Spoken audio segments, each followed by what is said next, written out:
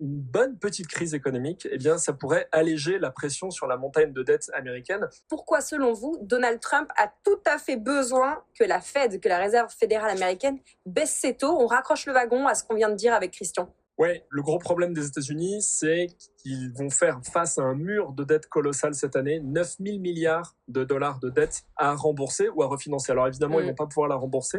Et comment ils vont pouvoir le faire sans provoquer un chaos économique? Il y a plusieurs options. La première option, c'est de compter sur le privilège du dollar. En gros, tant que la monnaie reste la reine des échanges mondiaux, les bons du Trésor sont toujours assez prisés par les investisseurs internationaux. Parce que pour l'instant, les États-Unis, jusqu'aujourd'hui, inspirent confiance. J'ai bien dit pour l'instant, mais on voit que ça devient plus compliqué. Le deuxième levier, c'est la Fed. Vous en avez parlé. La Fed, elle pourrait racheter une partie de sa dette en faisant tourner la planche à billets. C'est ce qu'on appelle le quantitative easing. Mais attention, parce que si elle le fait, elle va faire à un niveau de taux d'intérêt qui est déjà autour de 4%. Et donc, ça coûte déjà cher et ça pourrait réveiller l'inflation. Donc, ça marche pas vraiment. La troisième solution, c'est celle du Congrès. Le Congrès pourrait relever encore le plafond de la dette publique aux États-Unis. Ils ne l'ont fait que 78 fois depuis 1960. Mais pour ça, il faut que Trump ait le Congrès derrière lui. Et il y a la quatrième option, vous en avez parlé. Donald Trump, hier, a déclaré ne pas écarter le risque d'une récession. Ça peut sembler contre-intuitif de la part du deal-maker, de celui qui veut la prospérité pour les États-Unis, mais une bonne petite crise économique, eh bien, ça pourrait alléger la pression sur la montagne de dette américaine. Comment, en cas de récession, en fait, la Fed pourrait être motivée à baisser les taux d'intérêt pour relancer l'économie.